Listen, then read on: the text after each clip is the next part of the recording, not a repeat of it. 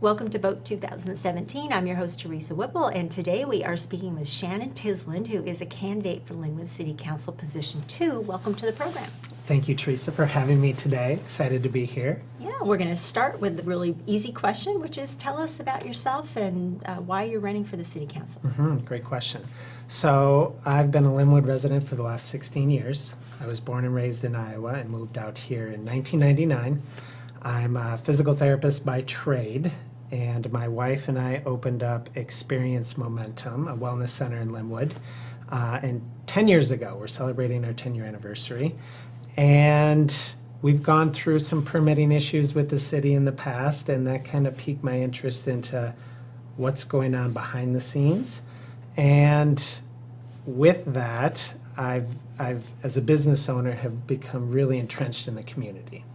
I sit on the school board foundation, I'm on the sports medicine advisory board, the planning commission, and the local Rotary Club. And so just being in the community, you see the need. And I've been approached by some community leaders that have asked if I would be interested in city council. So my wife and I sat down, crunched it over, and said, yeah, let's do it. Yeah. So we're excited. Very good. Okay, not everybody would say yes to that. Yeah. Well, let's talk a little bit about, if you were elected, what are some of the priorities that you would have when you got onto the council?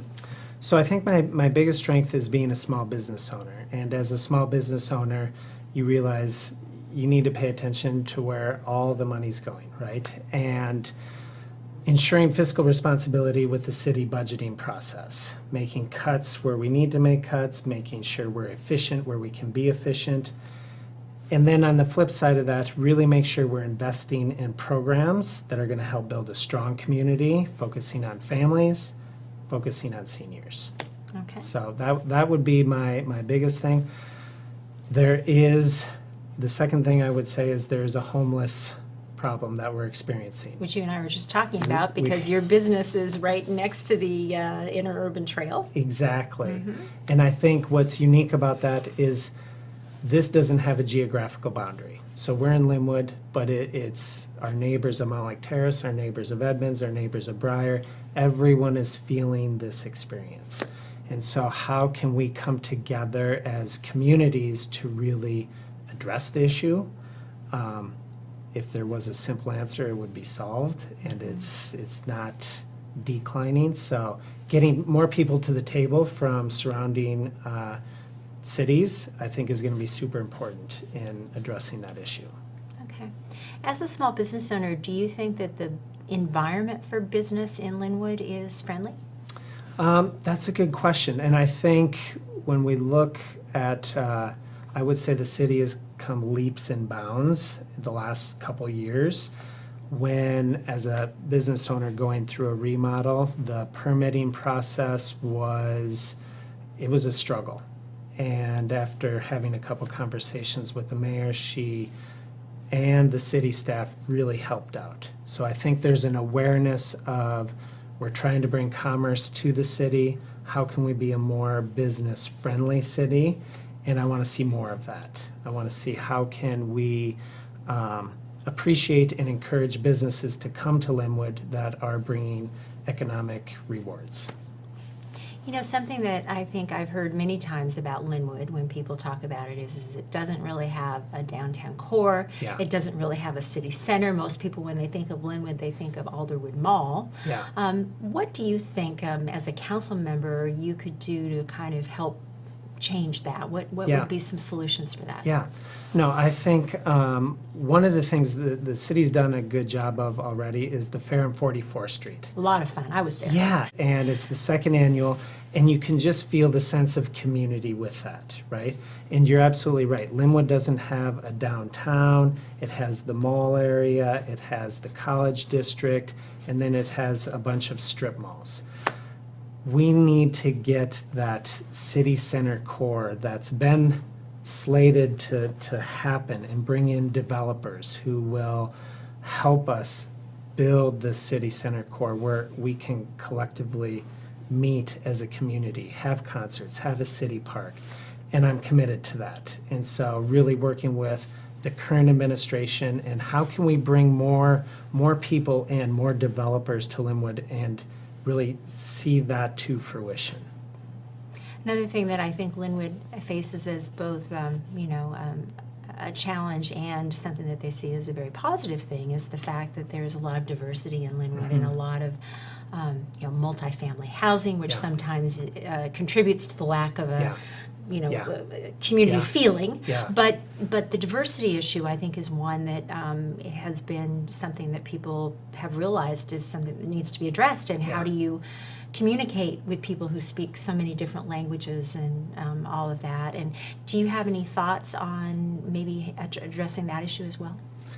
That's a great question. And I sit on the foundation board for the Edmonds School District. And so that is one of the things that's continually brought up in our school district. How many languages where English is not the primary language? And I believe it's over 60. Mm-hmm. And so our community is diverse and we need to embrace that. And coming up with programs, partnering with programs such as Verdant, who is doing great things and have approached us, our business even, about doing a Latino day in the park.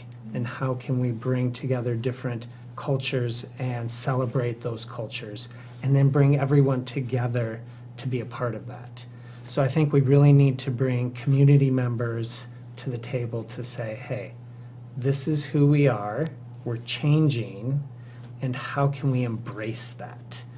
And get as much collective feedback from our community, our business partners, the city partners, to make that happen. Okay. And another big change, of course, that's coming to Lynwood is Sound Transit is going to be bringing its light rail up to Lynwood soon.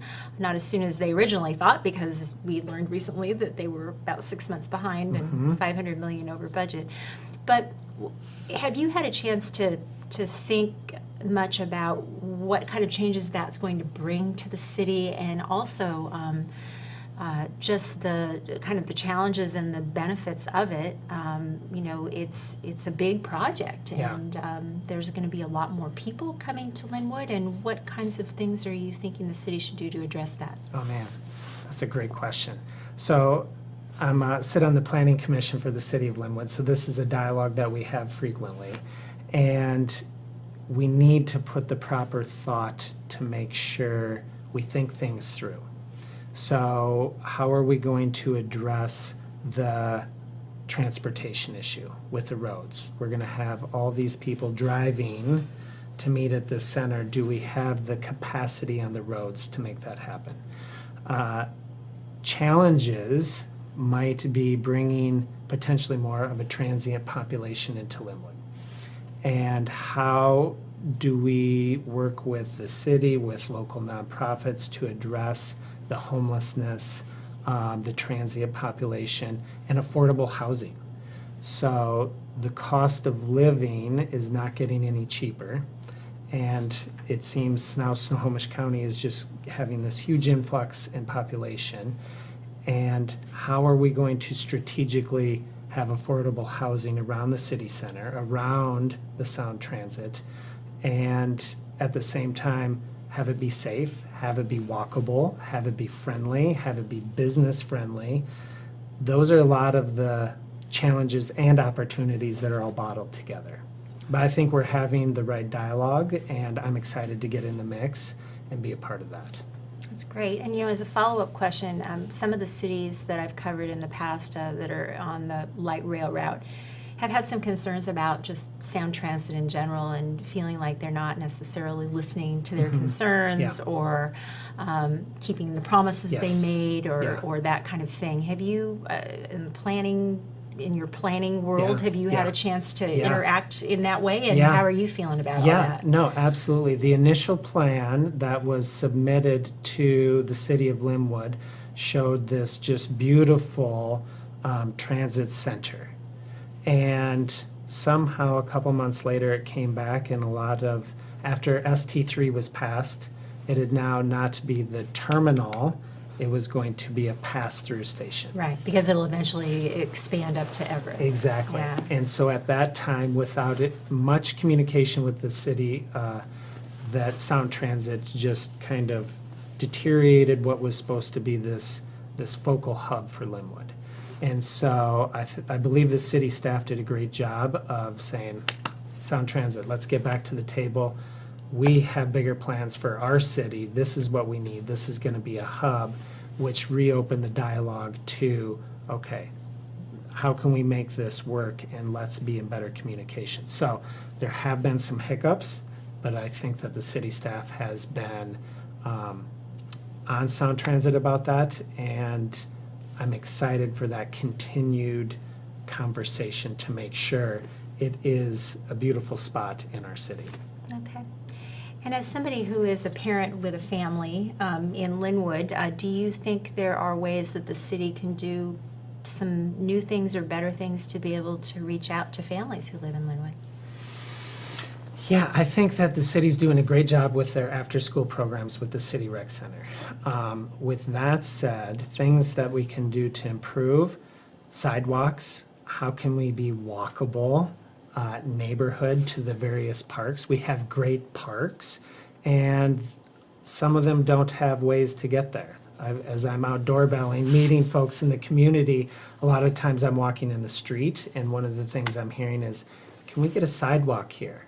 Right? And so that seems to be a common theme. So I'm excited to work with our city and our staff to figure out how can we make Lynwood walkable, because there's so many great parks in our city that people don't really take advantage of. Maybe offering some programs, some summer programs at these parks to allow families to get out and explore Lynwood. When you live in your neighborhood, you then tend to stay there. And my wife and I like to go out and explore all the parks, and there's some hidden gems in Lynwood. So, yeah. Yeah.